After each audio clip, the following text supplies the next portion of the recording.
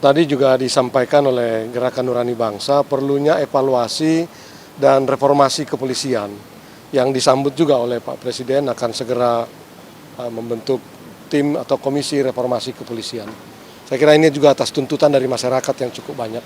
Presiden Prabowo setujui pembentukan tim reformasi kepolisian.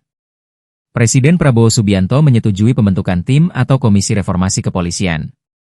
Persetujuan ini disampaikan Prabowo saat bertemu dengan tokoh-tokoh dari Gerakan Nurani Bangsa, GNB, selama 3 jam, sejak pukul 16.30 WIB hingga pukul 19.55 WIB di Kompleks Istana Kepresidenan, Jakarta Pusat, Kamis, 11 September 2025. Tokoh-tokoh tersebut terdiri dari istri Presiden keempat, Sinta Nuriyah, ex-Menteri Agama Lukman Hakim, Kurai Shihab, Frans Magni Suseno, Omi Komaria Nurcholis Majid, Komarudin Hidayat, hingga Laude Syarif. Disampaikan oleh Gerakan Nurani Bangsa perlunya evaluasi